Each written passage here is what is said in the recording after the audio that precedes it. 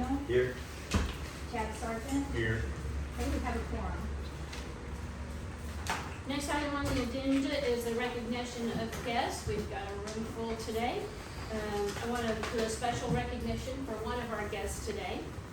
And I have something to read to Janet Crass today. So, will you come up here, please? No.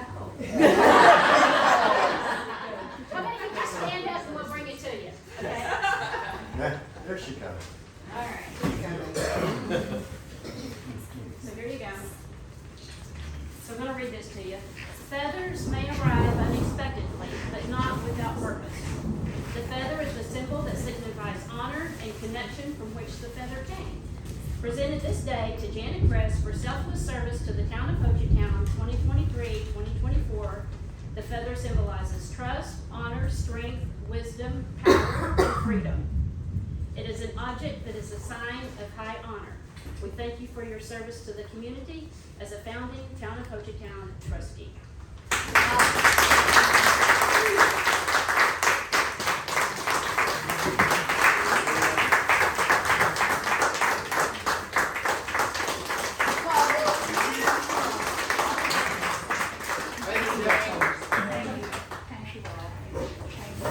Thank you for all you did this year.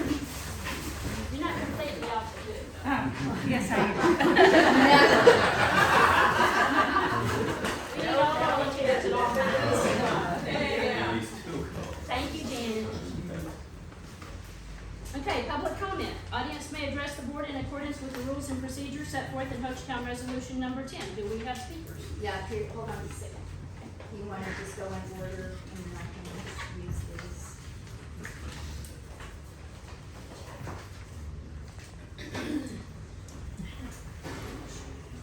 Okay. T.C. Haggard. You're just signing in for attendance? Okay. I'm here. We will give you the microphone. Carissa? Oh, I was just saying, signing in. Okay, here. So just. Oh, gotcha. Okay. Some of this I can't read. Okay. Rhonda, you're up. I would like to withdraw my right to speak today, please. Okay. Thank you, Rhonda. Okay. Okay. Carrie? Yes. What's your agenda item, please? The highway. Real quick, it's a 2-minute timer on this. Okay. Okay, I'm gonna go ahead and start whenever you're ready. Let's, hang on, let me get our, well, that's what I'm looking at. I don't know that we have Oh, yeah, this was, hold on just a second. There's an item for the grant. For the grant, that's number a, let's 18. see, 18. Let me roll right over here. And that's, Item number 18. and that's just to support the ODOT's grant for the sidewalks and intermodal, transportation grant for, 259, so. Okay. Is that okay? Yes, of course. Okay, no, like I don't know. I am Carrie Stefanian and I own Local 259, which is a little bit north of here. And I grew up here my whole life and anyway, I just thought as a business owner that it was approved to do a 3-lane highway. And so I was just kind of shocked to hear that definitely the 5-lane was a go.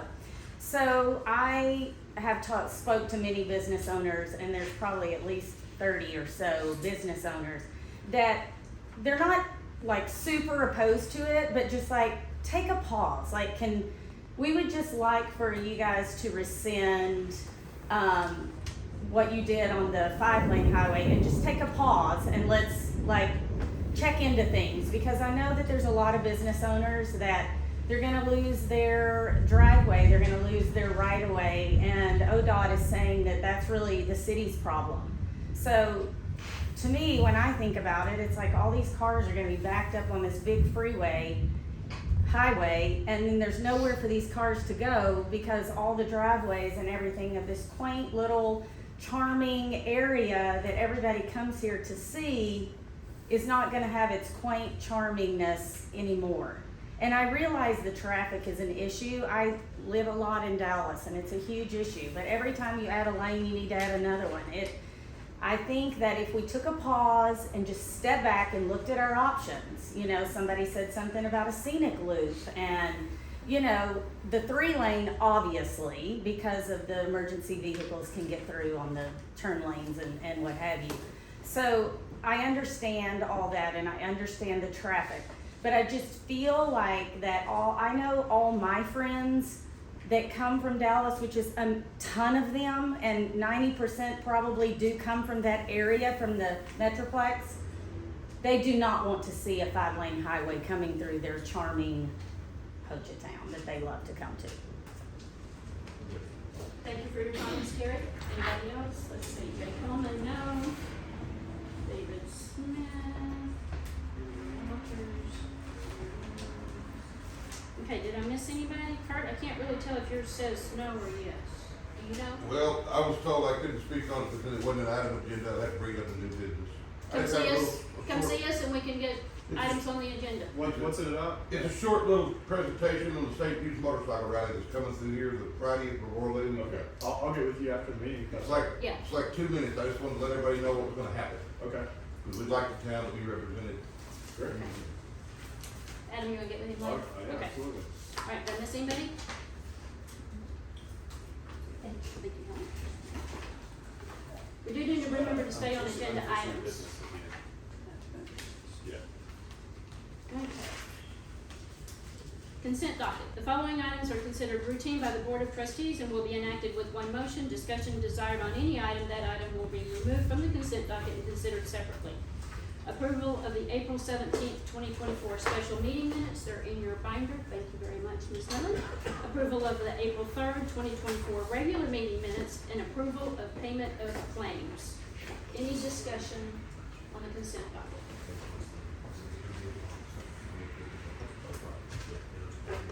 Or do you feel anything? No discussion. I Okay. have one question, if you Sure. don't mind.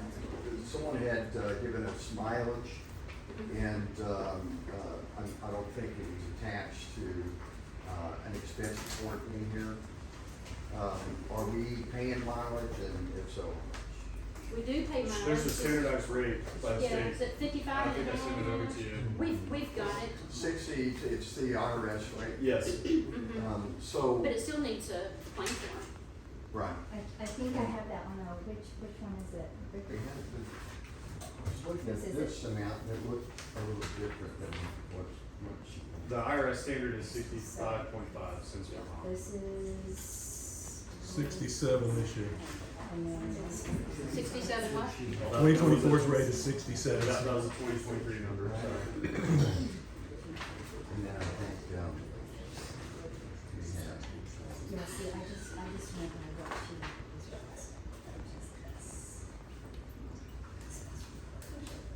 So this did not look like the expense report.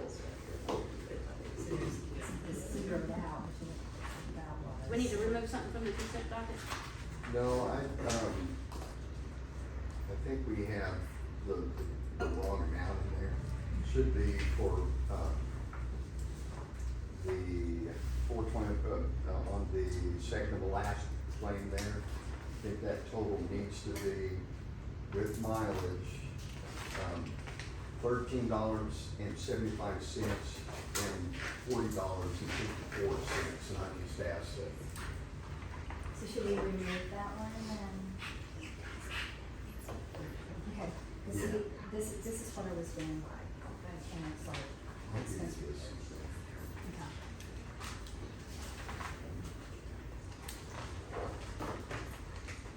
I think we're reminding this. I can see that was zeroed out, so I was just like, well, maybe she just, you know, this is just what she meant, and this is just what she meant, and then this is why, so when I look at this, it's this other one, or this one, and then it decided, that is, where that is, but I was just looking at totals. Okay. So, Would you agree, Bill, with? Yes, I do with that agree. receipt and I do the agree. mileage reported? yeah. So I just asked that be amended to reflect against instead of 1086, that we have a total of $13.75 plus The 10 acres. $40.54. Where did you get $40?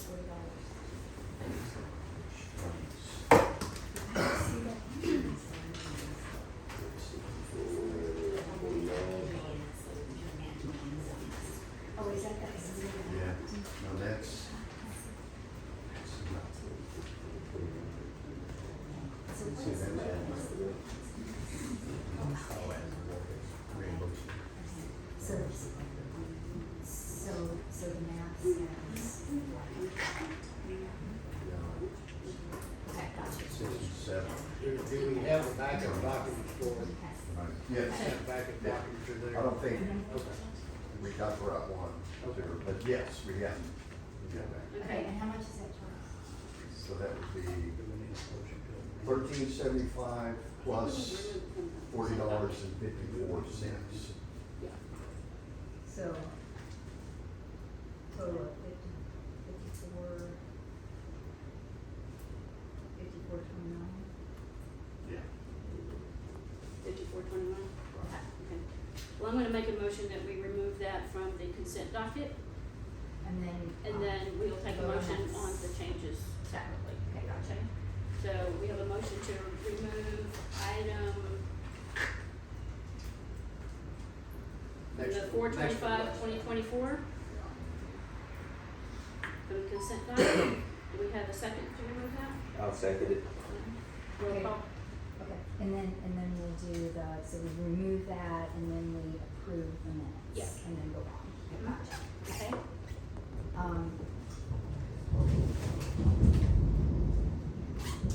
Okay, Howard Haggard, Yes. Diane Jordan, Yes. Todd McDaniel, Yes. Chad Sargent. Yes. Okay, motion carries. Okay, now do we have a motion to approve the rest of the consent document? I'll make a motion that we approve the consent docket minus the removed line item.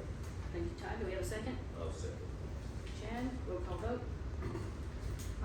Howard Haggard, Yes. Diane Jordan, Yes. Todd McDaniel, Yes. Chad Sargent. Yes. Okay, that motion carries. Okay. Item number 6, discussion, consideration, and possible, Approve the changes to the consent document. Need a motion to approve. oh, yes, okay. Do we have a motion to approve the removed item from the consent document as changed to $54.21? I'll make a motion that we approve the removed item, totaling $54.21. I second that. Okay, roll call vote on the changed item. Howard Haggard, Yes. Diane Jordan, Yes. Todd McDaniel. Yes. Chad Sargent. Yes. Okay, that motion carries. Okay. Item number 6, discussion, consideration, possible action regarding items removed from the consent docket. Got it, sorry, I'm afraid y'all. Okay, treasurer's report. Charles? Okay. You guys have the reports in front of you?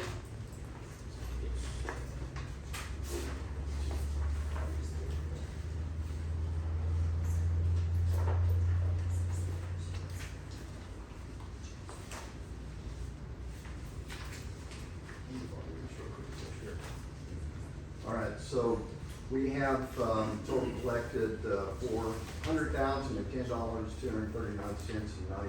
$239.95.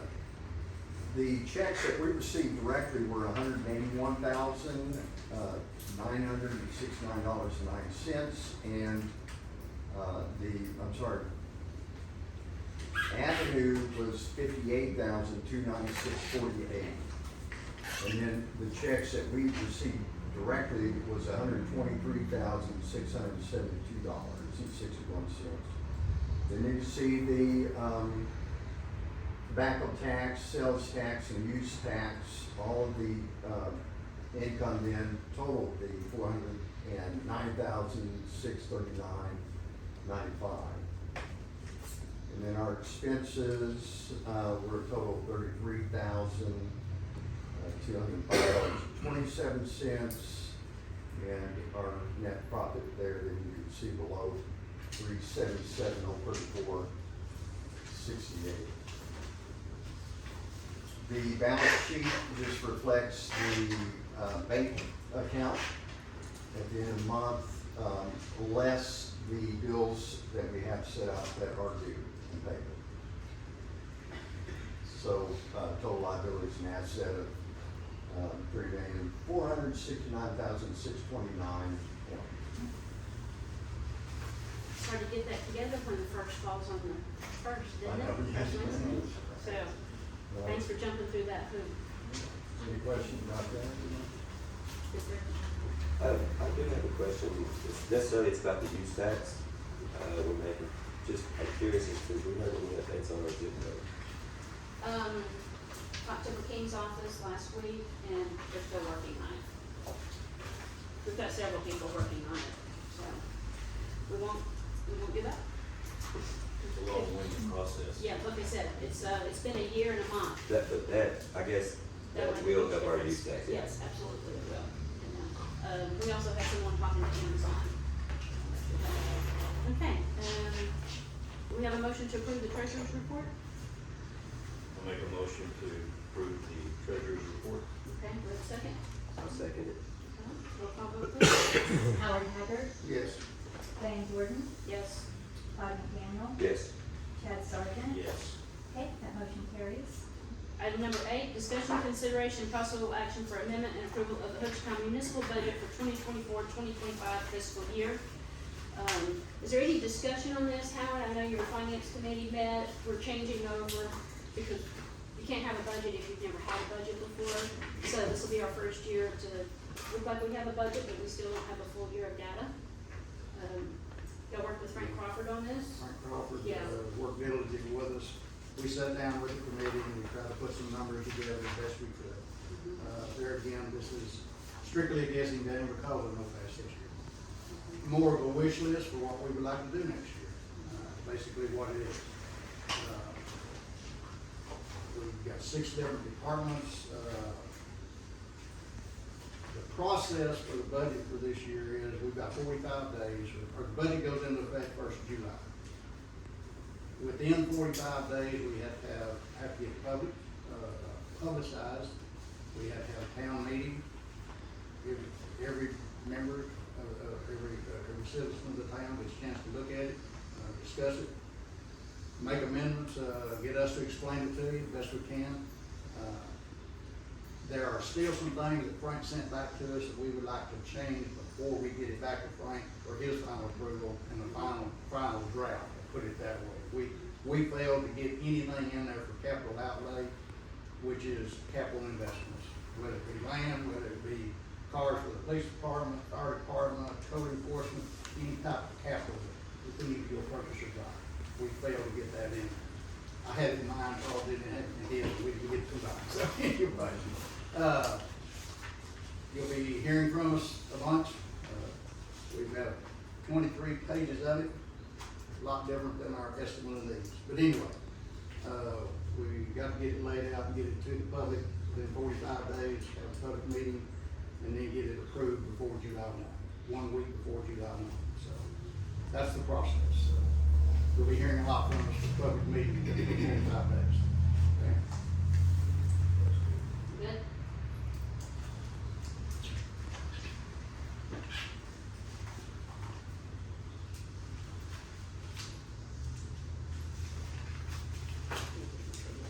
Okay, do we have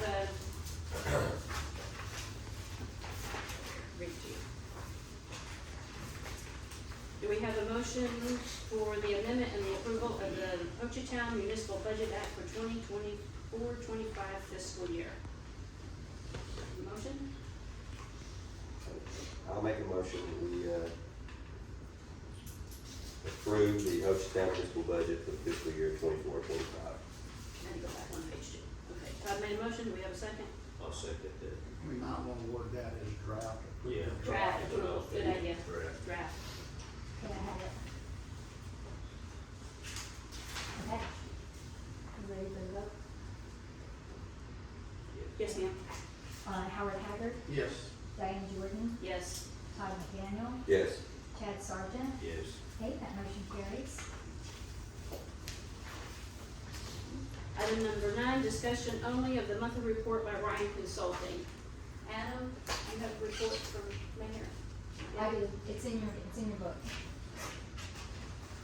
Under the Ryan got it. Consulting. Okay.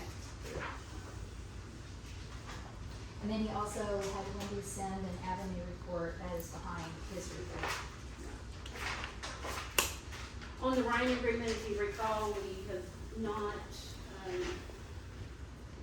continued services with Ryan. Now that we've got Adam on board, we need to probably relook at that over the next month as he continues to work with the Avenue and the lodging tax. And we can do month to month instead of by the quarter if we need to. And the existing expiration date is June, correct? June 1 is whenever that terminates No, with the run. no, it was March 31st. He hasn't charged us for April, he's just helping us. But if we want to, put another agreement together, we probably need to decide the scope of what that is now Okay. than the original scope that he had. And probably a more limited Modest scope, scope, yeah. maybe on a month to month instead of a quarterly agreement.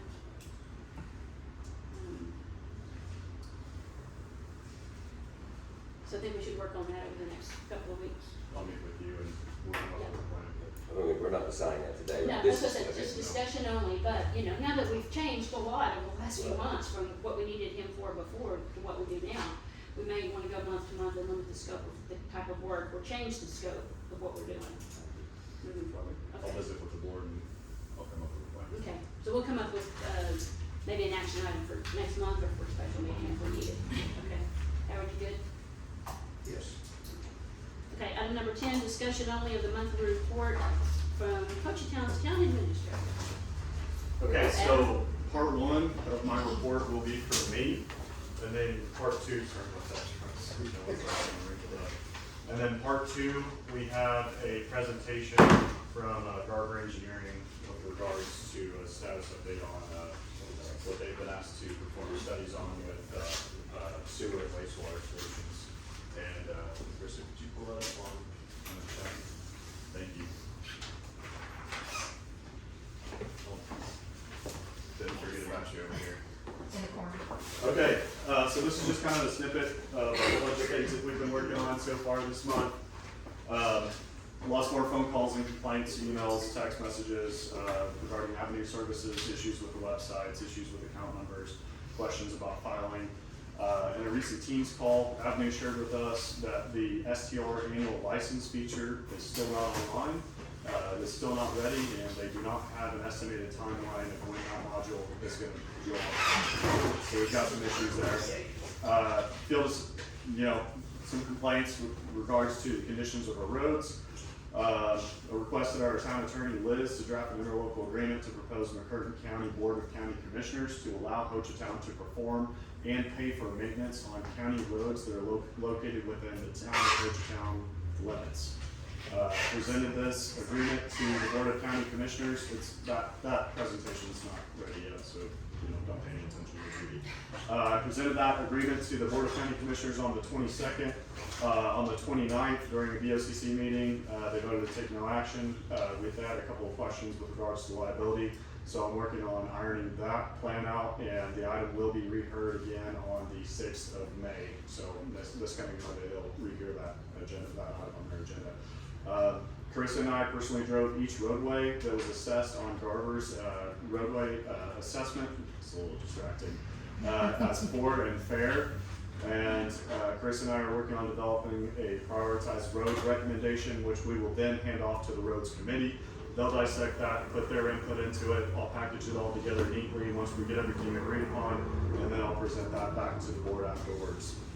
Carissa has been hard at work working with the county, with the surveyors, with owners, with engineers to collect all plats located within the town of Hochatown municipal limits, as we didn't have any plat documentation whatsoever to begin with. And we are currently at 42 out of 68 total plats in the town of Hochatown. So we're getting there, we're slowly working on it. We're about to have all the documentation on all the subdivisions inside of our municipal bounds, which will be great for us to do a formal road inventory assessment. let's see here. Attended meetings with the Kern County E911 Trust Authority to obtain interlocal agreement for dispatch services. This was a requirement for our police department. That agreement has been executed. Attended meetings with the Kern County Jail Trust Authority to obtain interlocal agreement for jailing services. That was another requirement for police department. That agreement's been executed. Completed a detailed write-up summary for our pre-app to the CLEAT, which is the Council on Law Enforcement Education and Training. The pre-app basically is they'll screen you out before you come in and apply for your formal request to create a police department. So it's like a pre-screening. So we passed the pre-screening, sent that all in. They said, okay, you're good to go. Then they sent me an invitation link, and then that's whenever you apply online through the CLEAT State Department. And then we're now moving forward with that process towards getting an inspection the week of May 6th, so this coming Monday. This sometime next week, because our CLEAT inspector, he's kind of booked up this week, so he'll be by sometime next week. Don't have a date set, but he will be by at some point eventually next week to inspect all of our facilities and services. We had a task order that came across my desk for $26,000 to create a zoning map. I put a freeze on that immediately as soon as I saw it, and we're going to identify some alternatives with some other firms. Requested a cost estimate with TSW, and I'm now working with the county assessor's office to get some digital files. We're looking for a DSG file or any ArcGIS documentation that they can get to me over an email, so that I can send that to TSW so they can give me a cost estimate, because they don't know how much work is going to be involved until they see what has already been created for the town of Hochatown. So that's going to have your digital parcel identifiers for each individual lot that's throughout our entire community. And so they'll pull that, and then we'll be able to assign our zoning regulations on top of that, and then have a formal official zoning map for Hochatown presentable. So moving forward from that, created a job posting for deputy clerk and treasurer position.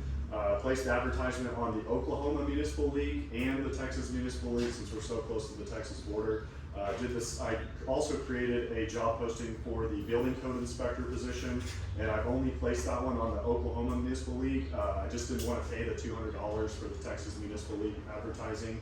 If we don't get anything from OML, like what I kind of like to test it on OML first. If we don't get any hits or bites for a building code inspector, then I'll advertise. I'll spend the extra money, the $200, and then we'll kind of keep expanding our advertising range to try and get that job position filled. Moving forward from that, attended several meetings with the Choctaw Nation headquarters in Durant. Discussed a number of things. First responders. We talked facilities. We talked property, saving lives. We talked about law enforcement assistance, mutual aid. Cross-deputizing our police officers whenever they're coming in and they're working in tribal territory. So we've got a great open dialogue started, and we're moving forward with that. And then we had some preliminary introductory meetings for the design phase of our new town website.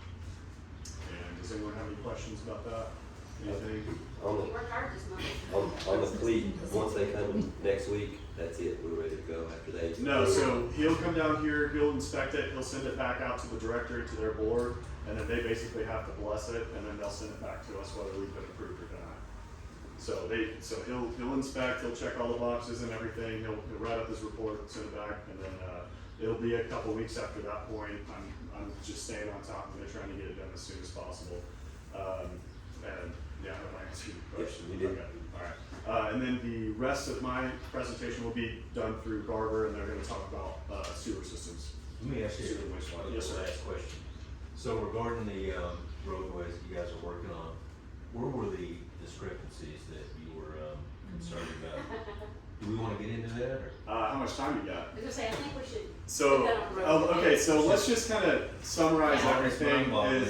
Is we have It's wrong mixed. everywhere. We have mixed documentation about what's a public road and what's a private road. Yeah. And so we're having to go through abstracts, we're having to go through covenances, we're having to go through dedications, which are found on the plats. That's why Carissa's working so hard to get all our plats together, is because most of the time is identifying a public roadway or a private roadway is it's stated right there on the owners and the dedication sheet on the front page of that plat. So we're having to go through each and every single individual subdivision plat to read what the dedications were. So that way we're going back and we're filling out our roads inventory list. We can identify what the width of the road was, what the easement, what's the width of the easement as well with that road, and we're building out indicators in a fully blown Excel spreadsheet that's going to identify what's the surface material, easements, roadway, is it public, is it private, when was it last maintained, et cetera. So we're building like a data log of all of that, and then we're going to add that into the Garber's Roads assessment for the conditions of that road as well. So that's all in preparation of building a recommendation of what roads we should immediately hit. So there's a lot. It's tough because you have mixed document. You even have ODOT maps that are saying that certain roads in our community are public roads, and certain roads, and what I mean by public is they're not the towns, they're counties. And so that's why I'm trying to work out the interlocal agreement with counties so that we can come in and perform maintenance on the roads, is because we don't have any Hochatown roads, they're county roads. And so we have to get their blessing to do any work or operations on their roads. So, any other questions about roads? It's a mess, but it's a lot, we've soaked a lot. Well, you got some good experience, obviously. Yeah, so we drove through every single poor and fair condition road in Hochatown. Like we took my truck, I personally drove it. And so I have obviously we have Garber's assessment of what they believe their conditions are, and then I personally drove it, and so I have my personal, and Carissa has her personal notes as well on what improvements need to be made and how critical they are. So, and some of they differ. Some of them differ. So I think certain roads over others. And that's what the roads committee's for. Did we have any roads that didn't fall in fair to poor? I'm not gonna answer that question. He's got the pitchfork. They all satisfactory. They all need to work, absolutely. We'll get to all of them But it just shows how eventually. difficult it is That's to the fix a one road. thing, Can't yeah. just go fix a road. Yeah. Whose road is it? Yeah, So, Great job. anything else? no, Okay. that was Just, good. just a quickie, Yes, not sir. on roads, you're advertising OML, are we doing any locally advertising, local papers? I have not done any local advertising other than what's on our town website and what we share on Facebook. Yeah. I mean, I'd be more than happy to put in an ad on our local paper. Get with Bruce. I just think we should. Okay, we can do that. I'll make it happen. Thank you. Yes, sir. Waiting on the host. Oh, is that gonna be? Hang on, let me call him quick.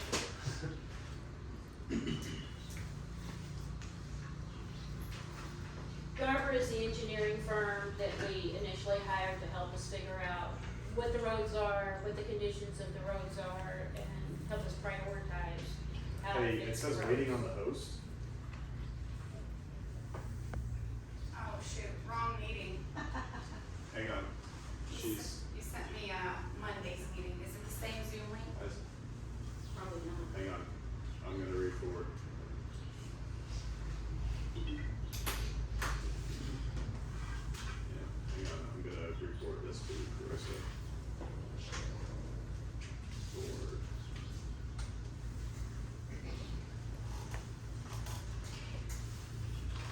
Okay, I just resent the link to you. And I'm gonna stay on the line with you for a while. It's Carissa at Hochatown.gov, by the way, CARISS.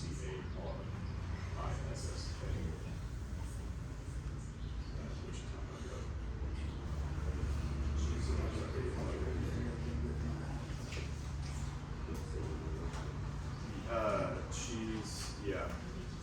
Looks like she's just not joining.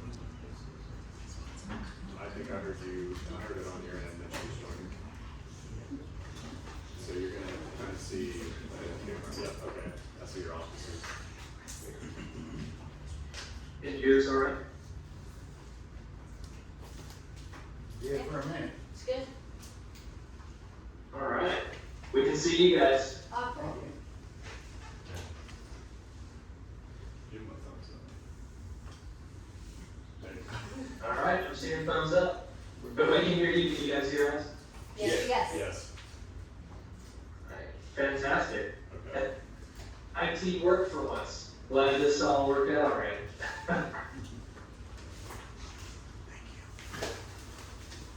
All right. So, Adam, it sounds like we're in the town administrator's report. I've I've got some slides that we can start going through as soon as you guys are ready. But I want to make sure we're at our part here first. We're good to go. Okay. All right, well, let me go and share my screen, make sure this comes through all right for you.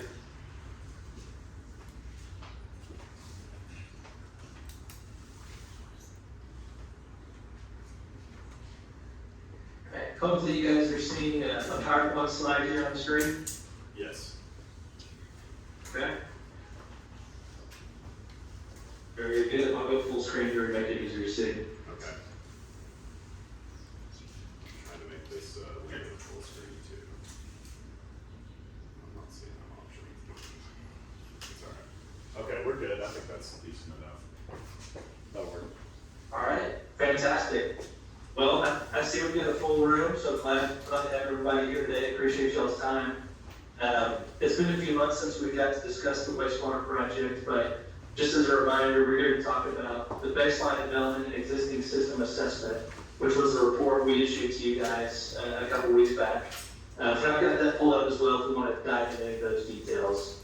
But before we get started, or I guess I'll go ahead and go through what I plan to talk through today, and if you guys have other topics you want to spend time on, certainly we'll spend time on that as well. But really what I was hoping to cover in this presentation today is, one, just kind of reintroduce our team and talk through who's been working on this project, and then really follow the outline of the report. We're essentially going to summarize the report for you through this PowerPoint, and that's mainly the items 2, 3, 4, basis for planning, system assessment, future development. Those are all chapters in that technical memo we issued, so we're treating this as kind of an overview of the high points as we see them, and like I mentioned, if you want to dive into any of the details, we're happy to do that as well. And then finally, we'll talk about next steps and kind of where we see the future work shaping up to be here. So just real quick, in case there's those of you who are trustees that haven't got to meet yet, my name is Cole Midland. I'm here in our Norman office.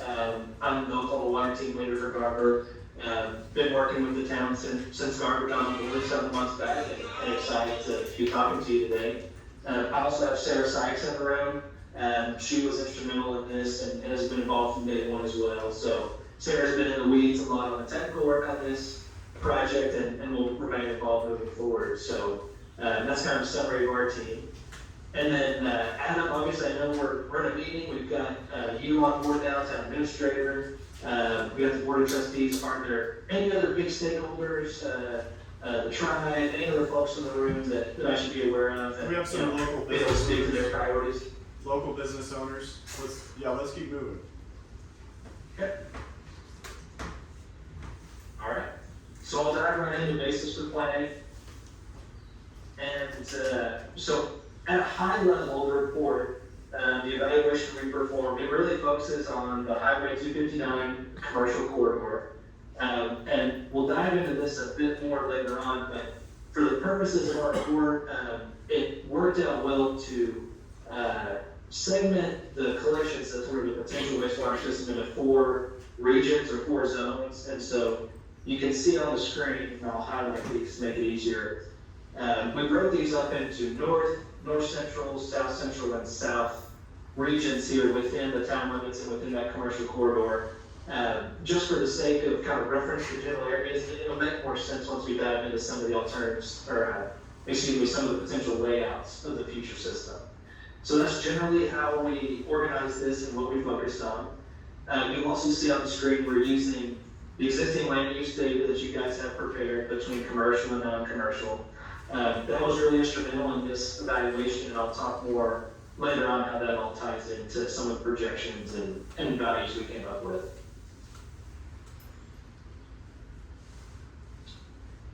So just to set the stage, when we go through something like this, typically we call this a master planning effort or baseline development effort.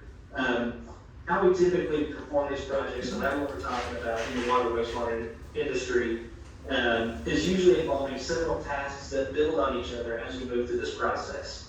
So just kind of want to lay this out for you. Typically, if we sit down and do a master plan like we're looking at here, we go through what's called baseline development and existing system assessment as our first 2 tasks. And that's really where we're at today. These things set the priority for population projections, wastewater demand projections, things like that. And then build upon the existing system's ability to meet those demands. Once we have those things in place, we move into a form of what task 3 and task 4 are shown on the screen. We'll look at alternatives evaluations to meet those future demands. And then eventually, once we work through costs and priorities and all those things, we'll look at plan development, that final task there, which is where we actually put a list of projects together, a capital improvement plan together to execute the plan. And so at each of these stages, we come to the board for discussion, major workshops, before we ever reach the master plan we want to adopt or formally pursue as the town. So that's kind of a general layout of the process we're going through. And again, we're really at task 2. That's kind of where our report leaves off as far as the baseline development and existing system assessment. So just to define a few more terms here so you guys know kind of what we're talking about and what we're going to keep referring to. Again, that baseline development really establishes the wastewater demands and the areas that we want to service. So when we refer to baseline development, we're going to take into consideration that future land use. We go through historical data analysis, and we combine those to get population and water demand projections that we then call the baseline development. And this really sets us up to step forward to more developed tasks like you see on the right side of the screen, where we start looking at collection alignment alternatives, sewer alignment alternatives, the wastewater treatment evaluation, and then again, all those things build toward cost evaluation, project prioritization, and that capital improvement plan. So that's all what we're trying to work towards here with this baseline development. And before I start throwing some math and some values out, I wanted to point out a few more terms that you'll hear us talk through. And at the crux of this, the math is pretty simple, but really when we sit down to develop a wastewater demand projection, it looks something very similar to what you're seeing on the screen. Now there's a lot of work that goes on behind the scenes to develop these values, but at the crux of this, there's just a few key calculations we're trying to get to. First, you'll hear us talk about average day future demand, and that's this top row here. And typically that's going to look like a projected population or a projected service area, and we're going to apply some sort of per capita demand or per acre demand. And that's how we get an average day future demand that the wastewater system is going to be expected to provide. Then on top of that, you'll hear us talk about our max day or peak hour future demand. And then max future demand takes the average future demand and applies some sort of peaking factor.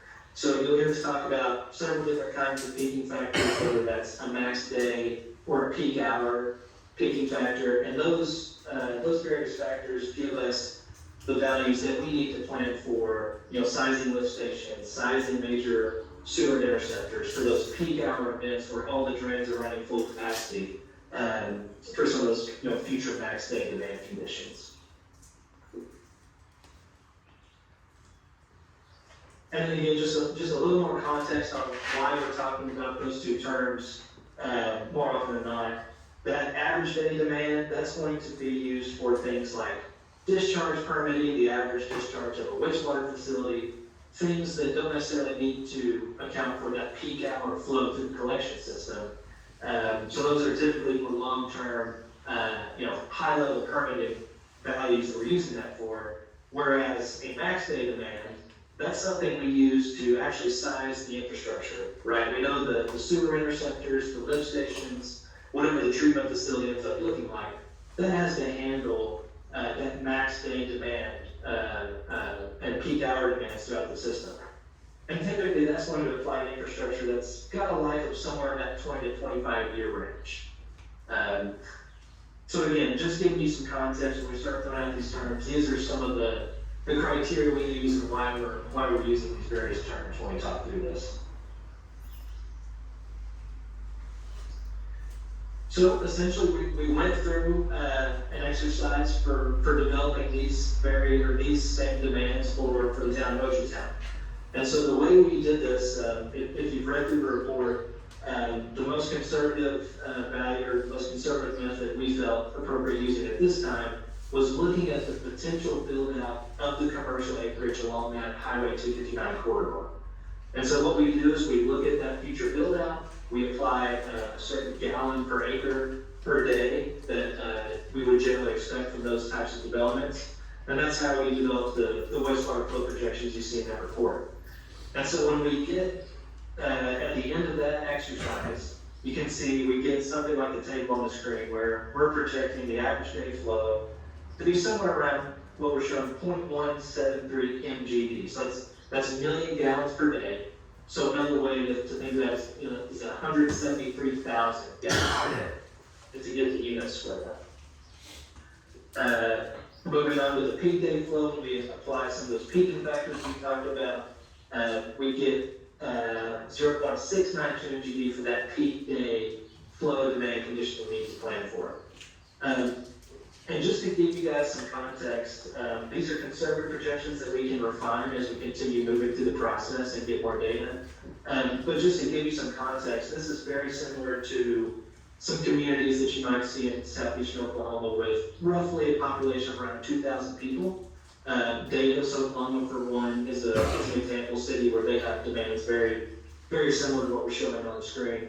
And so, obviously, you guys are a bit more unique in that your low flow periods, when there aren't big commercial events in town, will be a bit lower than what somebody like the city of Davis might see. But when we all know when those large events or weekend holidays come around, the demands are going to be much higher. So that's where we're kind of coming up with these conservative flow projections for the sake of planning out what the wastewater system could look like.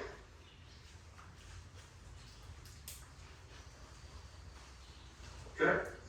So now we'll move to the system assessment where we try to start thinking about what does this look like if we actually put a system in place in the town of Hochatown. And so I'm going to bring back that figure we showed earlier with the various zones within the town. And so there's a few key elevation points along Highway 259 that's really going to impact how we lay out the system. And so I'll point out a few of these to you now, and this figure will get reused again later on. But essentially, starting at the very north end here, working our way down, around Tingley Hill Road, we're at an elevation of around 874. And so we plan these things based on the elevation of the existing ground, because we all know water flows downhill, so we have to lay out a collection system so that we can gravity flow as much as possible. So we've got a low spot up here at roughly Tingley Hill Road. Then we have a ridge, kind of the middle of that zone where my cursor is, and that's what we're calling the North Ridge about 933. And so we look for these key features throughout the system, and so you can see there's another significant low point right here in the middle of the screen. We've got another ridge that we're calling the South Ridge, which is another high point that we would have to potentially pump over. And then as we move down towards Stevens Gap and the connection with 259A, you can see we're really dropping the elevation there from, at that ridge we're at 44, we're dropping down to about 658 feet by the time we get 259A. And so these are all very important when we think about laying out the collection system. And so I mentioned that, typically we want to gravity flow as much as possible to minimize the use of pumps, minimize the energy and horsepower associated with that infrastructure. But if I show you that same profile or that same figure from a profile view, we're looking at the same alignment here along the highway, just viewing the elevation from a profile view. And so you can see those features that we talked about, the North Ridge here, the low spot here in the North Central Zone, our second ridge, and then this additional low point down at 259A. So you can see we don't have a way to gravity flow the entire system. What this means is if we want to develop this entire corridor, there's going to be some pumping involved to make that. And so laying that out,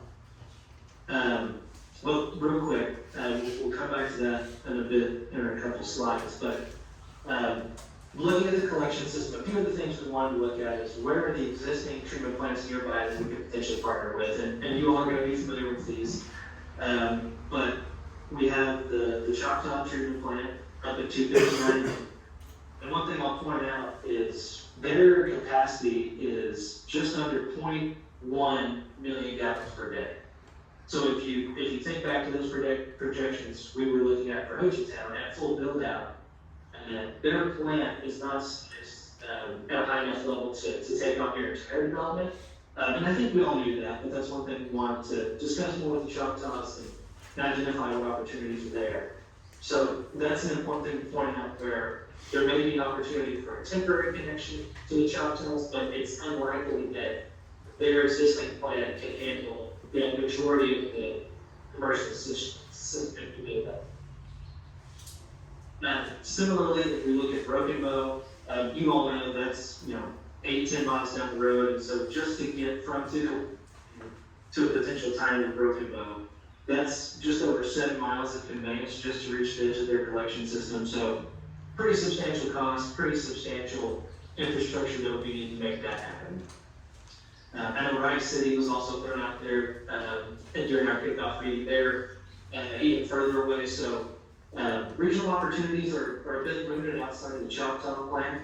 But as we all know, there's some opportunities for discussions there. I'll come back to that a bit later on.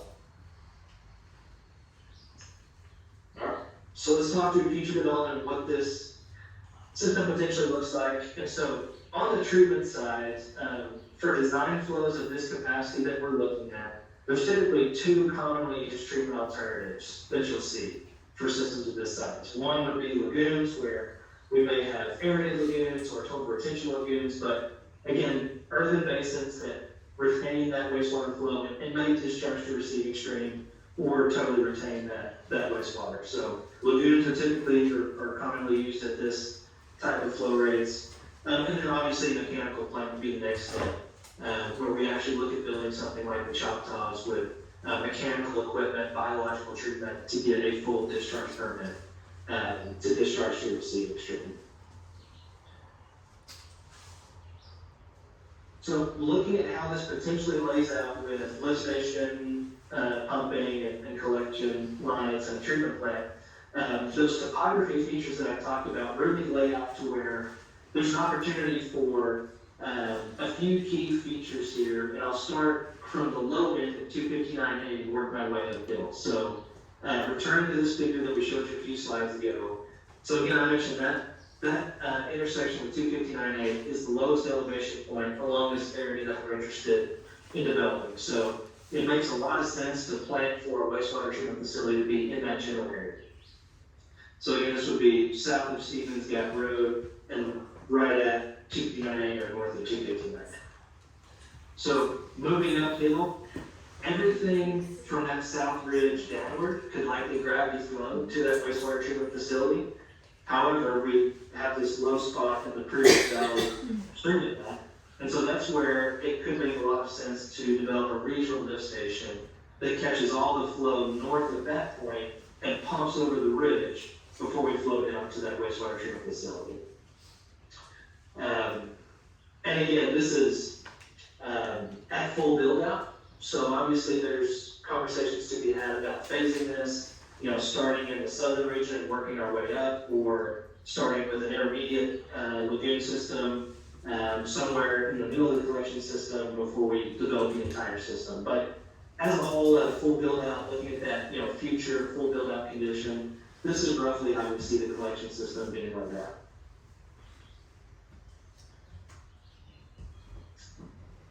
So I'll show what this looks like from a plan view or from an aerial view. So if we apply that rough layout that we talked through and look at where that actually puts it along that 259 corridor, there's really 2 general areas where that regional lift station and that wastewater treatment facility makes a lot of sense. And so I don't want to get too tied up on the areas that I'm highlighting here. These are general areas for consideration. Nothing's locked in stone. But generally speaking, down here in the southern area, that green shaded area is generally where the topography makes sense for a wastewater treatment plant. And we're trying, for this first cut, we were keeping it as close to 259 as possible. Obviously, we can look at areas further away from the highway if those opportunities present themselves. But generally speaking, with the topography we have, the data we have, that's a general area where we can start to think about planning for that. And then similarly, that ridge we have to pump over that I was talking about in the middle of the collection system, that's generally in that blue shaded area where a regional lift station could make a lot of sense without having to get incredibly deep with our sewer lines or otherwise take on a lot of extra infrastructure costs. cost to work with getting over that bridge. So let's generally look at what this is shaping up as, from a plan view. And so in that report, we did put together some rough costs. And so I want to talk through those, but first, I wanted to highlight how we develop costs and cost estimates as we move through the life cycle of the project. And so what you may have seen in the report is what we call the cost funnel. And so all this, is representing is as we work through a project development, we get more and more detailed, we get more and more data as we work through that. And so our estimates get more and more precise. And so for our purposes, we're here at the conceptual design level, very high level, master planning level estimates here. And so based on the national standards that we follow in the engineering industry, we're in what we call this conceptual design phase where we're really talking a 1 to 5% concept development roughly. And so at that stage, we're at the large end of the cost funnel where our cost estimate range of accuracy is typically referenced to somewhere in the plus 50 to minus 30% range. And so we point this out just to let you know that the estimates we make now are going to be very conservative. We're trying to build in very healthy contingencies so that we end up on the high end of this estimate and we slowly whittle our way down as we go through the life cycle of the project. We always try to under-promise and over-deliver, not the other way around. So when you see our cost estimates, you're going to see some healthy contingencies built into that to account for those things that we haven't quite identified yet. So with that, I'll talk about the total cost estimate that we developed in the report. And I want to point out that this is for the main arterial collection system. So just the gravity sewers, the force main, and the regional lift station that I talked about to get sewers the entire 259 corridor. This doesn't include a treatment facility yet. We think there's more work to be done there, more discussions to be had there to really dive in what that could look like. So just to talk through this briefly, what we're showing is a few of the major components on the left-hand side. So one, that regional lift station, a north side gravity sewer, a south side gravity sewer, and then the force main to pump over that major bridge we were talking about. And so we go through and we estimate a lump sum estimate for the lift station. We apply cost per linear foot to those sewer lines. So you're saying we're showing 10,000 linear foot and 19,000 linear feet of the gravity sewers respectively, and about 7,600 linear feet of that force main. And when we apply those unit costs, those dollar per linear foot, we get a subtotal around 12.7 million. And so a few of the percentage adders you'll see in the report that we typically include in all of our cost estimates are one, contractor overhead profit. So the numbers in the subtotal account for material procurement, installation, the raw cost to install those components. And so the contractor overhead profit represents that contractor's overhead cost, the mobilization, insurance, and then their profit markup on top of that. We're also showing a budget for professional services, and in the report, you'll see that that's itemized and detailed out to include things like survey, design, legal fees, bond counsel, geotechnical evaluations, construction inspection, a healthy allowance there to account for things that you may not need, but again, we're trying to be conservative at this point and add that into our budgetary cost estimates. And then finally, I mentioned our contingencies. We're carrying a 40% contingency in these cost estimates, which is typical for the bidding market we're seeing now at this stage of planning. As we go through design, that contingency comes down as we identify, get survey, get geotech, and get more and more detailed with our estimates. So over the life of the project, you'll see that contingency come down. Typically, when we're getting ready to bid a project, we've got shovel-ready plans that are about to hit the street. We're typically at a contingency of 10 to 20%, depending on that bidding market. So that's an overview of the cost. You can see when we add up all those things, we're showing a cost of just over 23 million. And I understand these are large costs, and just keep in mind, this is for full build out of that system. This does not include talking about a phasing plan where we have a phased set of projects that slowly build out the collection system. This is, what it would look like if we went and built that arterial collection system, from the word go, we go build the entire thing all at once. So I know that's a lot, but before I move on to next steps, I know we're trying to cover a lot of content here. I'll pause here and just see if there's any major questions or comments that you guys want to talk through so far. Where's that South Ridge at geographically? Is that Sugarberry? Can you ask him where the Paul, crossroads? where's your South Ridge at on the map? Can you give us a, Yes, ma'am. So the South Ridge is here, where my laser pointer is. So Stevens Gap is here. That's going to be roughly a mile and a half north of Stevens Gap. Sugarberry. There you go, sure, Yeah, should be. candy store? Okay, we're good. Anything else? I know, I'm surprised you didn't make it all the way from that. So that's all. I guess it's easier to say. cold. Yeah, hey Cole, so what Yes, was, sir. what was your comment on the treatment plan earlier? You said that this includes everything but the treatment. So what's the,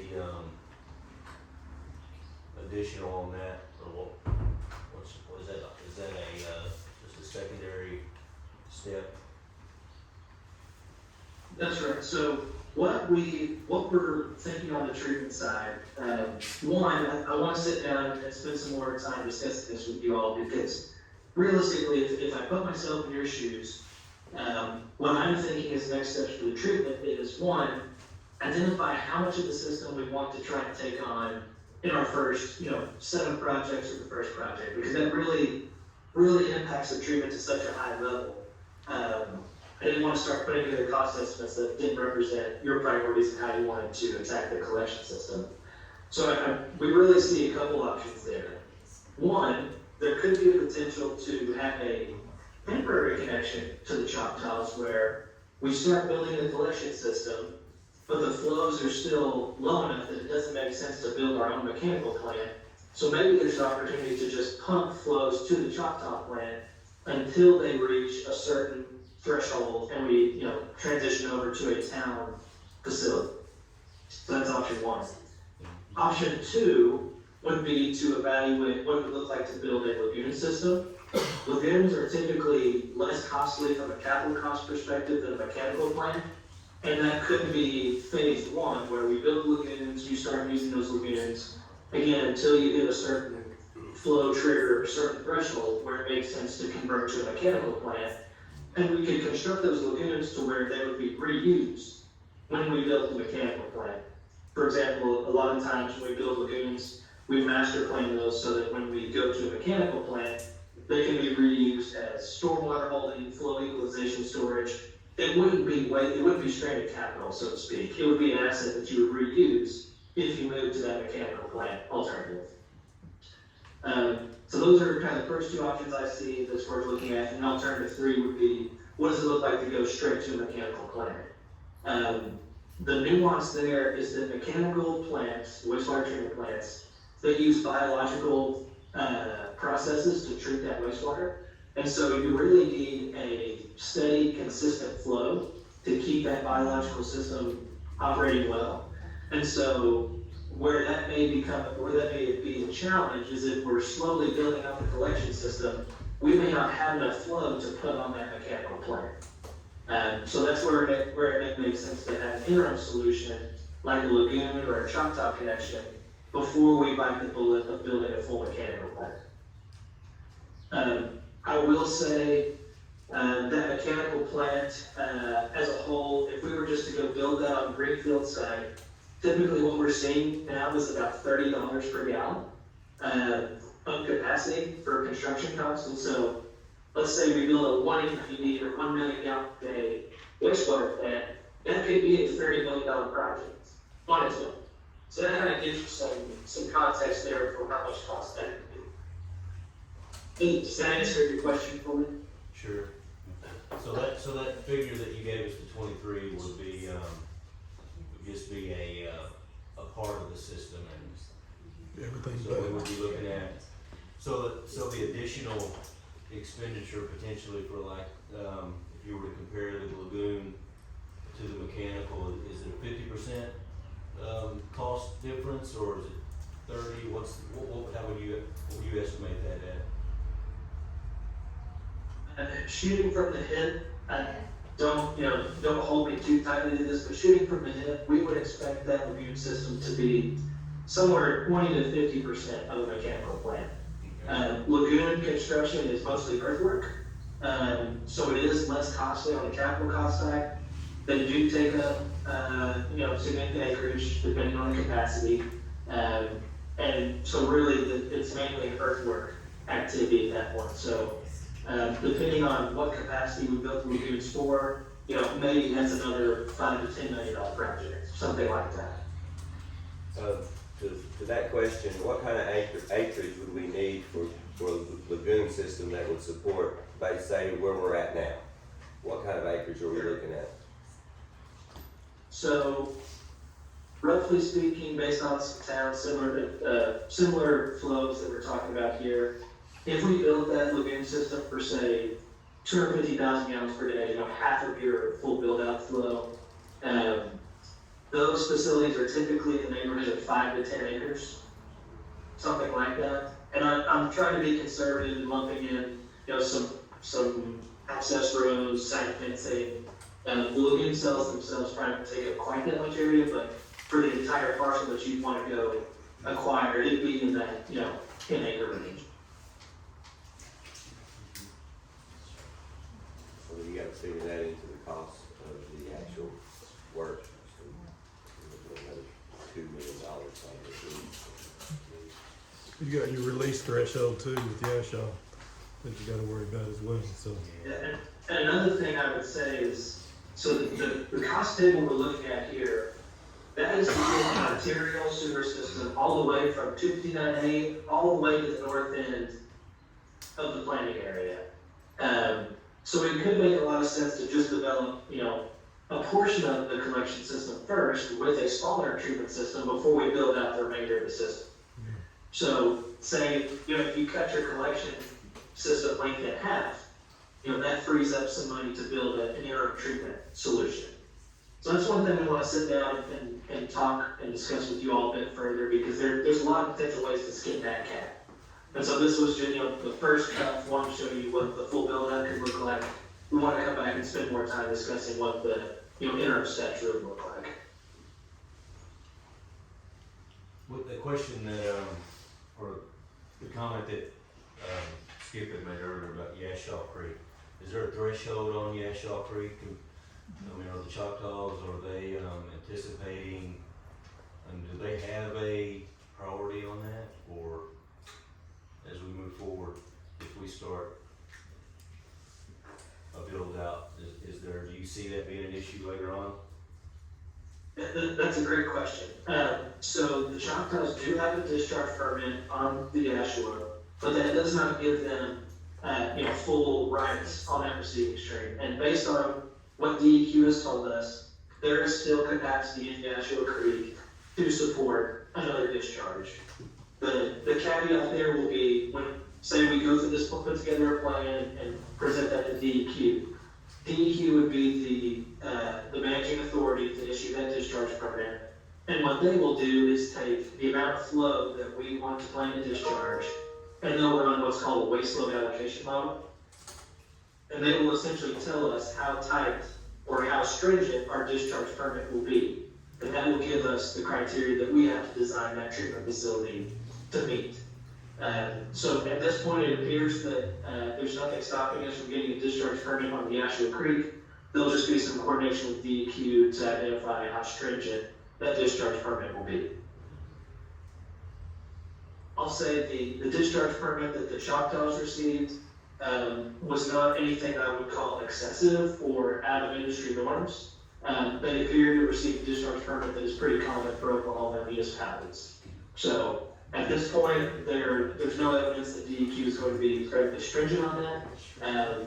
But still more to come after we put together a plan and put that in front of DEQ. Yeah, I got you.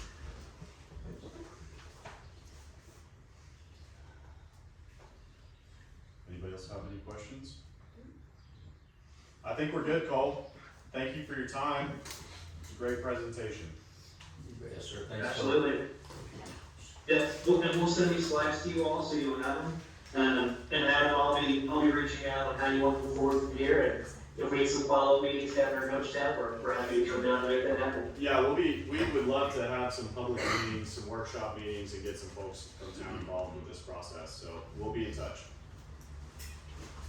All right. Thank you, Fantastic. Cole. Thank you. Thank you, Appreciate you Sarah. guys. You'll have a good one. Bye. Cole has been awesome. I know that was time consuming, but I thought that was very good. Well, That was information we needed. and it's- To it's- show everybody what we trying to go through, trying to make this stuff happen. And even though Zoom is difficult, they're not charging us $250 an hour both ways travel like some other people are charging us. So we'll live with the painful Zoom, okay? And we're getting bigger screens. Yeah. So, all right, good discussion. Adam's been hard at work this month, 2 months in. Thank you. Okay, item number 11, ready? Discussion, consideration, and possible action regarding the approval of the backup and disaster recovery services with B&B Technology for the town of Hochatown's data for a recurring fee of $105 per month for a term of 1 year, which automatically renews each year. As you guys remember, we don't do multi-year contracts. In your packet, the only changes, Adam, that I would make is on address 1 and address 2 to be, to have those completely filled out with the physical address and the mailing address. You got it. Everything else looked good to me. Hochatown spelling. Right, that's just, that needs to be, address 1 and 2 were my only changes. Is everybody else good with the B&B? Yeah. We'll get it taken care of. Yeah, this is exciting. Okay, do we have a motion to approve the backup and disaster recovery services with B&B Technology? I'll make a motion to approve the backup and disaster recovery services with B&B Technology. Okay, we have a motion by Chad, do we have a second? I'll second it. We have a second by Todd, and we have a roll call vote, please. Howard Haggard, Yes. Diane Jordan, Yes. Todd McDaniel, Yes. Chad Sargent. Yes. Okay, that motion carries. Item number 12, discussion, consideration, and possible action to appoint a trustee following the resignation of trustee Janet Kress. I'll start with some discussion that before we appoint somebody, I wanna make sure we've given all of our residents, we have a bunch in this room today, an opportunity to let us know if they're interested in being appointed to that position. We've had some interest already, but I wanna make sure that we announce it, 7 days, 10 days, and we've got 60 days to fill it, so we don't wanna rush, but we, I don't want somebody to come back and say, well, you didn't ask me. So, further discussion? Do we have any, I don't know if we have, Adam, do we have any process where someone could apply? We can create whatever you wanna do. We can do the same we do with our committees, we can just have a little one-page form, That's you what I'm know. thinking. I mean, I can make I can get on SurveyMonkey, we can make a link and we can spit out on Facebook or post it on the town's website. Anything is, we can make it as easy or as in-depth as, Or you'd just like. spread the word and contact us, Yeah, we let us can know what put out your we want emails. to do. But, They do, as a trustee, they do have to be a resident of A the. voting. yeah, they have Right, to live. so some of our committees, it may be a non-voting, member on a committee, but anybody that has the interest or expertise in an area can be on the committees, but for the trustee, they do have to be a resident. And we have to make a decision by June 11th. So, we'll have a meeting in June and then we can do a special meeting if you guys don't decide at that time. As long as- I'd like to try it for the June meeting, because what is it, the 4th? Who's got a calendar in front of them? The sixth, wasn't the I sixth? mean, The 11th was right, and I think our next meeting is the sixth. Yes, sir. so it'd be nice to have it done by the next The meeting. 5th, June 5th. Y'all good with that? You wanna give people, so give them plenty of time, when is that, 14, well, we got all of the whole month of May. 30 days to apply, gives us time to look them over, because Helen always is having to jump through a hoop to get the board packets together. So, should we say May 30th?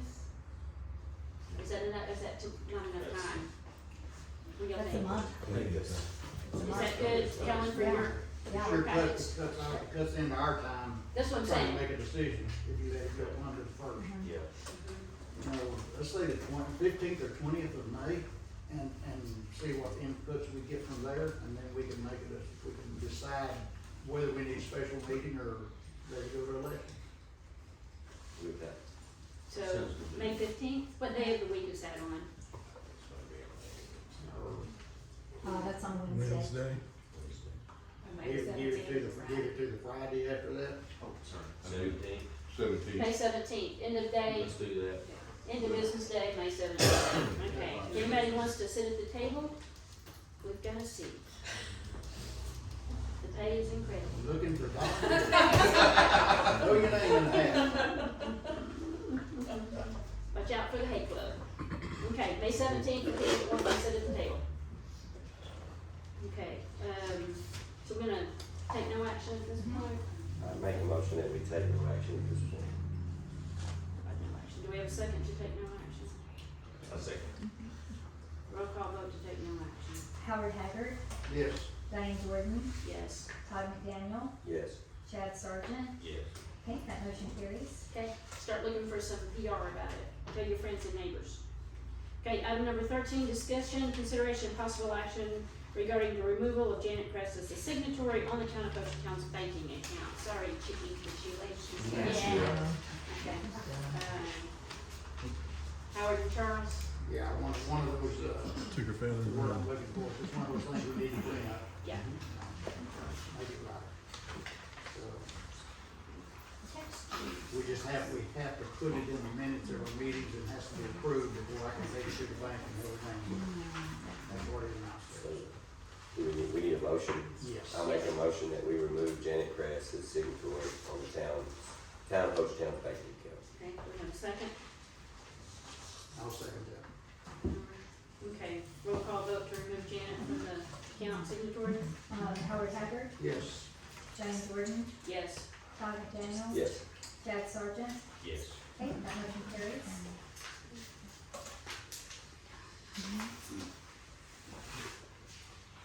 Item number 14, discussion, consideration, and possible action to participate in the Choctaw Community Partnership Fund. Adam, you wanna? Yeah, roll so that just a one quick, with us? quick briefing on this one, board. I was approached by the Choctaw Nation as a part of the Community Relationships Initiative. This agreement will essentially, if you sign on to it, they will make in good faith donations of sales tax that are collected from the Choctaw Land Use Resort. So they had actually approached us with this opportunity. Basically, they will add their own tax, The and end then they tax, would. yeah. And then they donated to Donate the to town of it. Hochatown. That's correct.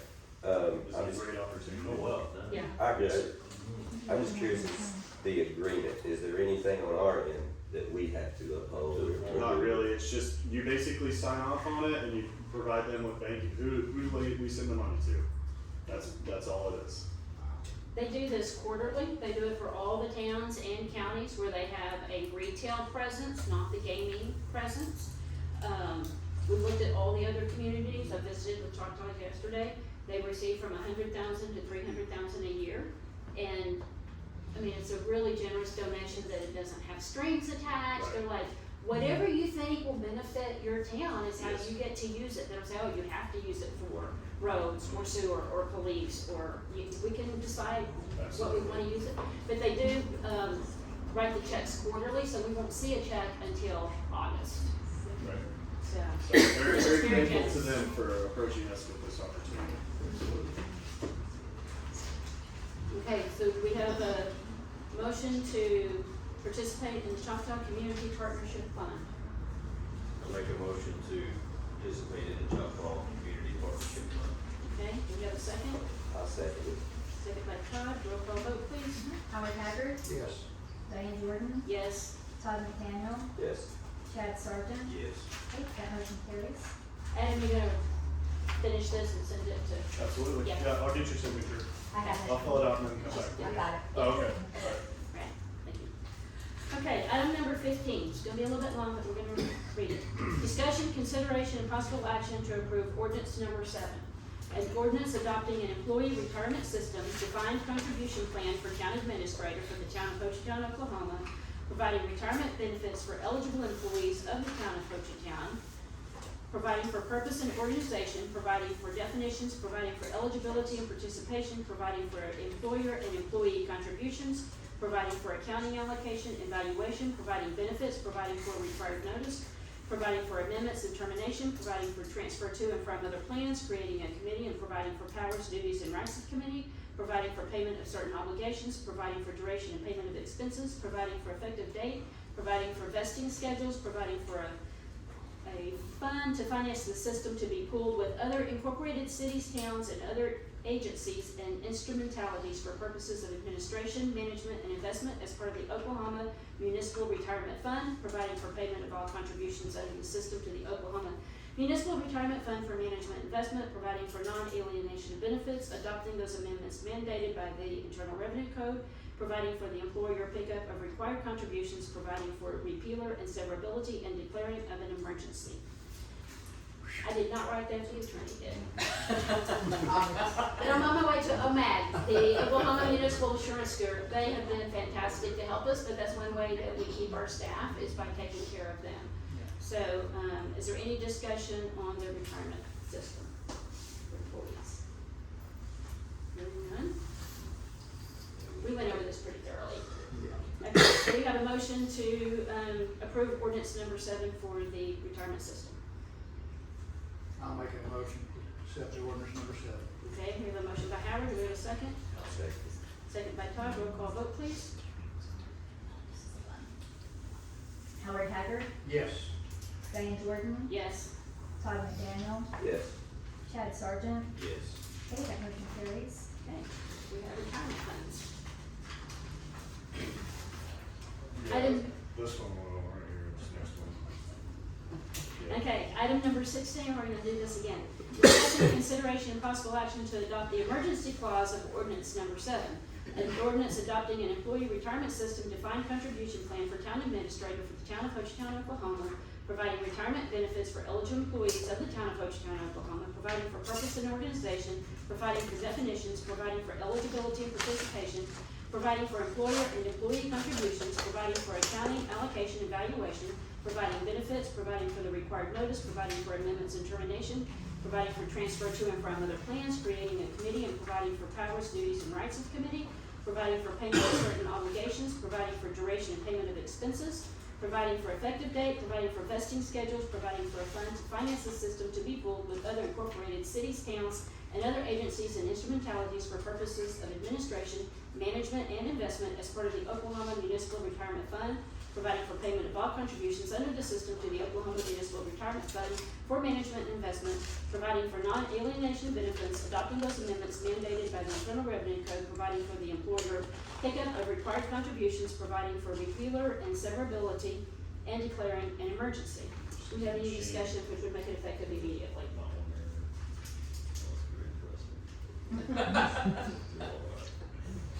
Okay, do we have a motion to accept the emergency clause for ordinance number 7?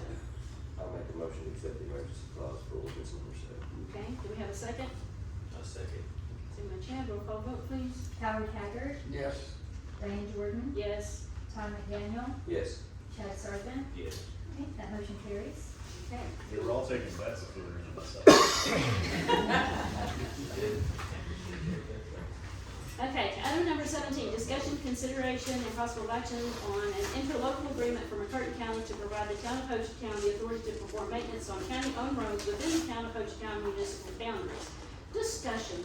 Adam, do you want to discuss that anymore? Okay, so I think we ODOT should. emailed me, asked me to place this item onto our agenda. This item specifically is for intermodal forms of transportation, so you're looking at your bike path, you're looking at your sidewalks, you're looking at ADA compliant cross sections. We're on item number 17. 17. This is the county commissioners, that they did take action on Monday. You missed that page? Yeah, okay, well, I mean, we've already talked about 17, so it's just, you guys have to sign off on it. Basically, this is an opportunity for us to perform maintenance on county-owned roads. And the agreement just essentially says that, whenever we're acting as the lead agency, that we will be the ones responsible for providing the maintenance, for providing the labor, for providing the materials, et cetera. And then also, there's a clause that's built into it that just basically states that, we, the town, shall communicate with the county commissioners on, you know, what parts would they like to participate in on the maintenance of county roads, which are in Hochatown limits. So this is only for county roads in the town of Hochatown municipal bounds. So, I'm ready to get to work, I'm ready to start taking care of these roads, and this is something, a critical piece that we need to have in place, before we're able to do this. So, but next week is gonna be potentially the factor where of them agreeing to the agreement, correct? Yeah, I mean, it was on their agenda this week as well, but they did not take any action on it. Okay. So I'm working with them right now, trying to get something that is in place that they will sign off on. It will be on their agenda again, this coming Monday at 9 a.m. at the Board of County Commissioners in Ottawa. So if you want your roads fixed, show up for that meeting also. Yeah. So, yeah, Adam dogged that this week, he did a great job dogging it, so, work with the district attorney on it. You know, again, you can't just go fix a road if you don't own it. So, okay, Well, I make a motion, we approve the interlocal agreement, number 17, between the city of Hochatown and the Curtin County. thank you, Todd, do we have a second? I second. And roll call vote, please. Howard Haggard, Yes. Diane Jordan, Yes. Todd McDaniel, Yes. Chad Sargent. Yes. That motion carries. And of course, if anything changes on Monday, you'll let us know and we'll have a special meeting. Absolutely. We will have to do a special We're meeting. not gonna give up on this. So for road. everyone to know, if there's any changes that need to be made to this contract, then we'll have to do another special meeting to come back and sign off on the one that we had to make changes to make everybody happy at county. So hopefully everything works out with the way it is. So, It's a possibility, I just want everybody to know to come back on it. yeah. Alright, good. Okay, item number 18, discussion, consideration, and possible action regarding a letter of support for Oklahoma Department of Transportation sidewalks intermodal transportation grant for US Highway 259. So this is the one that Yes. ODOT reached out to me. They're trying to apply for grants to get additional funding for sidewalks, crosswalks, ADA compliant, intermodal forms of transportation. That's your bike and pedestrian crossways. That's basically what this is in support of. Okay. Do we have any discussion? This is sidewalks, not 5-lane or 3-lane sidewalk. We should support it for sure. Do we have a? I'll make a motion. Thank you, Todd. We accept, item number 18. Okay, do we have a second? A second. Okay, we have a motion and a second to take action regarding the letter of support for ODOT's sidewalks intermodal transportation grants for US Highway 259. Roll call vote, please. Howard Haggard, Yes. Diane Jordan, Yes. Todd McDaniel, Yes. Chad Sargent. Yes. Okay, that motion carries. Helen, you wanna get that to ODOT before their deadline, which is Mhm. very quick. Yep. Yeah, I have We to have to barely met or without having to have, yeah, it's due on May the 6th. But yeah, I have to get Liz to sign it. Yeah, and so then- May 6th for them. 19, so it's after this item. Just whenever you're ready on 19, let me know. Oh, okay. Whenever you're ready to move on. Item number 19. Do we Okay. have any new business, Kurt? in- No, most of y'all know me, my name is Kurt Adams. I got involved in a motorcycle rally about 10 years ago, based out of Texarkana, that raises money for St. Jude's. Well, this year the rally, we have 2 rides during that rally, and this year the rally's coming to Hochatown. Okay. I've already got it all set up, there's gonna be probably 250 to 350 motorcycles. Oh, wow. We've got almost 400 registered participants already. And we're coming into Hochatown on Friday morning, May the 24th. We'll be going in the south entrance of the park, going to the Lookout Kitchen, they're catering us pizza lunch and all of that, and then we're coming back out to the Choctaw Travel Plaza to fuel up, and then we're going north to Queen Wilhelmina for our annual picture. Y'all can pass these around, people can kind of look what I'm doing here. At the landing, yes, sir. Yes, sir. Yes, sir. We're going in the south entrance, coming out the north after lunch, and then we're going on north through Hochatown. And we'll be led by the cops all the way. The Broken Bow PD is gonna take us through Broken Bow. The state park rangers and the highway patrol will get us in and out of the park and back out of town. And what's the name of the rally? Talamina Rally. Talamina Rally. Yes, ma'am. There's a couple flyers floating around here. Want to get to you in a minute. Are you doing raffle tickets this year or anything? We are doing raffle tickets. They have a whole bunch of them at the watering hole right now. Of course, they're doing a little deal next week, a little local rally to raise money for St. Jude's. In the 12 years that they've had this rally, they've raised almost $500,000. And all that money goes straight to St. Jude's. Well, what I was gonna ask the town to do, if we could have a representative at the Lookout Kitchen when we have lunch that day, it'll be around 10:45 to 11 a.m. Friday morning, the 24th. I have been going around to Hochatown businesses and collecting donations to give to St. Jude's, and right now I'm a little over $8,000 that I've got collected up in commitments. I haven't got anybody's checks yet. Well, I've got one, but I'm gonna go around and get all the checks right after the rally. We send everything in on the 15th of June. But I've got. What time was breakfast?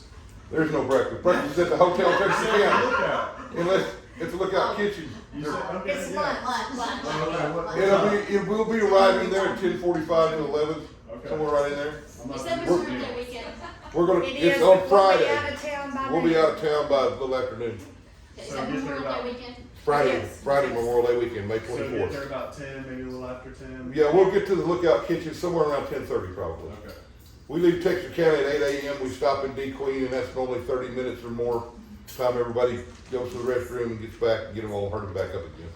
I think Are we they can blocking actually off have that, some are people they there. blocking off the parking lot, how do you guys? Yeah, and we'll park in both the Lookout and the next one over. Yeah, He over, wants to do yeah. it at the Lookout. But I just wanted the town to be aware, and I'd love for our town representative to be down there, either Adam or mayor or councilman, somebody be down there, because I'm gonna present the man with a check, not a check, but a blank piece of paper that says, we raised this much in Oklahoma for kids at St. Jude's.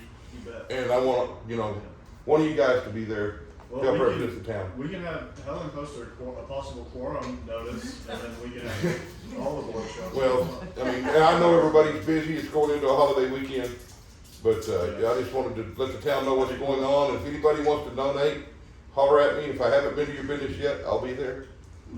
I'm just going around hitting as I can, but, I'll be there sometime in the next 7 or 8 days. This is the first time they've come through here? It's the first time it's ever came through Oklahoma. We've always went through Arkansas. Nice. And last year, Welcoming. myself and my friend Jerry Gunn that does the beef and hog raffle, and the folks down here at the watering hole have done a couple of poker runs. Last year we raised 11,000 out of right here. And And we we were have a no small residents. group of Just about, about 8 friends. well, probably 12. Well, yeah. Probably 12. And we raised as a group more than anybody. So, of course, the head of it, So wanted Kurt to take it over, they but wanted us to take the whole rally, and I said, I'll tell you, he told me, he said, we want to go through Oklahoma. And then I want you to take it over. And I said, I'm not taking it over, but I'll coordinate the Oklahoma part. So I'm doing the Oklahoma part. I ain't doing the whole thing, because it's a lot of work. Your presentation. That's all I needed. I just wanted to let everybody know what's going on. Thank you, Kurt. Thanks, Kurt. Thanks for staying for the entire meeting. And if I'm sorry. you let us know, we can put things on the agenda ahead of time. I'm sorry. That's And okay. and that's my fault, I should have put it on the agenda, Kurt, but you brought it to me, and I forgot to do it. We can make possible quorum just in case, okay? Item number 20, discussion, any more new business, unforeseen business? Okay, discussion, consideration, possible action to adjourn. Do we have a motion to adjourn? Make a motion to adjourn.